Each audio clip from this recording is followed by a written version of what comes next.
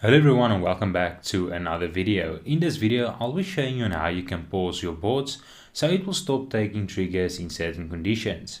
So I'm going to show you an example that we have here on our chart. Let's say we use the Crodl pulse indicator and you have the longs and shorts here on your chart, but maybe in some conditions or if you have your own strategy, you want to pause a board to stop taking trades. Now we're going to be looking at how you can implement that. So for example, if we have this long alert right here, but we want to say we don't want to take trades if, for example, the MACD indicator is close to 100. So what we can do is if we have a line right there and we can change this value, let's say to 100, we can then go ahead and put an alert on this line. Now this could be any condition that you set or any other indicator you use. You can also use different indicators or strategies to trigger these board pauses. But if we go to our board, we can see we have a board running, which is this Blofin one. We can see we can pause the board right here. So this is going to be doing the same thing, but with a WeBook. So you can actually do it with alerts. Or if you want to do it manually, you can just go and pause your board directly like this. So I'm going to show you on how to connect this on TradingView. Now, if you go to our documentation, a link to that in the description of this video, then you'll see the section on the left which is pausing a board. Now if you scroll down, we'll see that we can currently have two commands for that, and that's going to be to either pause it or to activate it. So it would look something like this, and also keep in mind that it requires a different WeBook URL as the one you use to actually execute your triggers. So you can copy it right here, and if we go back to our TradingView, we can go ahead and create an alert. I'm just going to right click on this line and create an alert like that, and then we can select the MACD crossing and histogram, and then you can actually use this horizontal line. You can also use a value which is basically similar to what we're doing, is going to be 100, but we need to be a bit more specific because it's going to be a crossing up or down. So we might want to say, okay, well, if it's crossing upwards, then we want to pause the board. So what we do is set it up like this. Go to our notifications and we want to change this WeBook URL link to the one we just copied. It's the one bots/status. Then we can go back to our settings and clear everything out right here. We can go to the documentation and get this example. So after you've copied your example, go back to TradingView. Now you just need to fill this out with your own details of the bot and the token you want to be pausing.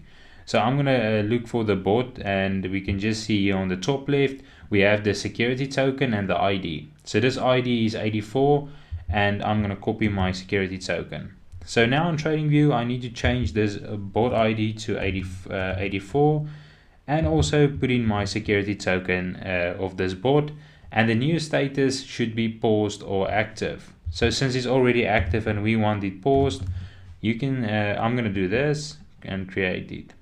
So here on the right, we'll, for example, have this basically set up, but we have to wait for the price to, go and cross until we actually see this working.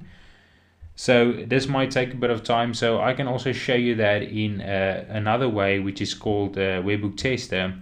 So to make this process a bit simpler for you to understand, we're not going to wait for this to cross since it is the hourly time frame and it could take a very long time. So I just loaded a custom indicator called WeBook Tester. I'm going to set that to once only, and then we're going to change this out with the conditions we just set on the other MACD indicator as well.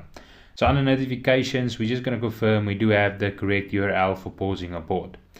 Now we can go back to our board, and if I refresh, you'll see that currently it's still active. So if you see the option to pause, it means the board is active. But if I go back to TradingView and we create this alert, we will just wait for that to trigger. So we can see now that it actually triggered. So on our board, if we refresh, we should see this now being paused. So now it gives you the option to activate this alert, this board. If I go to my trigger and I now let's, for example, just push one out manually, we can see that it's now trying to place it. But since our board is paused, if we refresh this page and we go to our logs, we should see this message. We say board is paused, activate to continue trading. So this would happen in TradingView as well, that if your board is paused and then you receive like different alerts and notifications to actually execute on orders, it won't execute them unless you put another status in there to activate your board. So we can do that in a very similar way of just editing our alert or adding a new one. We add the status of active in there.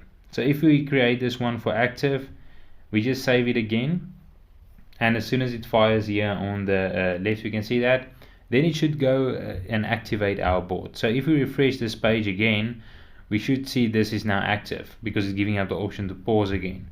So if we go ahead and place another manual order, it should now be placing the order correctly for us on the exchange.